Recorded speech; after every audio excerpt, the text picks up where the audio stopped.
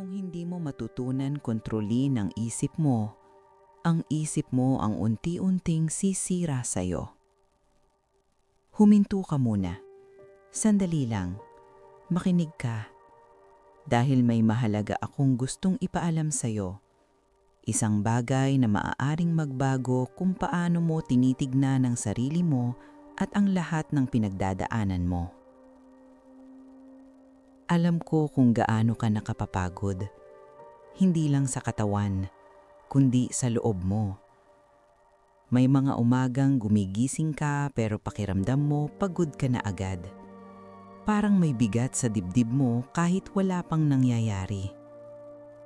At may mga gabi rin na hindi ka makatulog. Hindi dahil sa paligid, kundi dahil sa ingay sa loob ng isip mo. Mga paulit-ulit na tanong, mga what if, mga takot na hindi mo mapaliwanag. At hindi mo namamalayan, unti-unti, ang isip mo na ang nagdidikta ng nararamdaman mo. Kapag puno ito ng kaba, kinakabahan ka rin. Kapag puno ng takot, nanghihina ka rin. Kapag puno ng bigat, pati katawan mo bumibigay. Pero anak, makinig ka sa akin. Hindi ka nilikha para mabuhay araw-araw sa ganitong bigat. Hindi kita nilikha para lamunin ng sarili mong isip. Ngunit maraming tao ang hindi ito nauunawaan. Akala nila ang problema ay nasa paligid lang. Akala nila kapag nagbago ang sitwasyon, magbabago rin ang pakiramdam.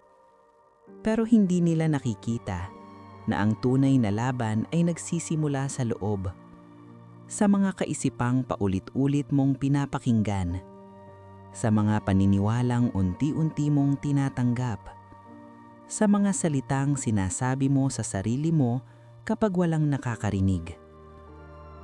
At kapag hindi mo ito napansin, ang takot ang unti-unting nagiging boses na sinusunog mo. Kaya kahit maliit na bagay, nagiging mabigat. Kahit simpleng araw, parang napakahirap. Pero hindi kita sinisisi. Sinasabi ko ito hindi para saktan ka, kundi para ipakita sa'yo na may pag-asa ka pa. Dahil hindi lahat ng iniisip mo ay totoo at hindi lahat ng nararamdaman mo ay permanente. May mga kaisipan na dumadaan lang, pero kapag hinayaan mong manatili, nagiging bahagi sila ng loob mo. At doon nagsisimula ang pagod. Kaya gusto kong buksan ang mata mo sa katotohanan. Ang isip mo ay hindi lang lugar ng pag-iisip. Ito ang pinanggagalingan ng direksyon ng buhay mo. Kapag magulo ito, apektado ang lahat. Kaya huwag kang magmadali. Huminga ka muna. Dahil mas malalim pa ang gusto kong ipakita sa'yo. Tungkol sa kung paano nagsisimula ang mga laban sa loob at paano ko ito unti-unting binabago sa buhay mo. Alam ko, hindi mo ito sinasabi sa iba. Pero sa loob mo, matagal mo nang dinadala ang bigat na yan. May mga araw na kahit may mga tao sa paligid mo, pakiramdam mo mag-isa ka pa rin. Nakangiti ka sa labas, pero sa loob, pagod ka na. Parang may laban sa isip mo na walang pahinga. Isang sandali okay ka, sa susunod babalik ang takot. Isang sandali may lakas ka, sa susunod may boses na nagsasabing hindi ka sapat. At unti-unti, nalilito ka kung alin ang totoo.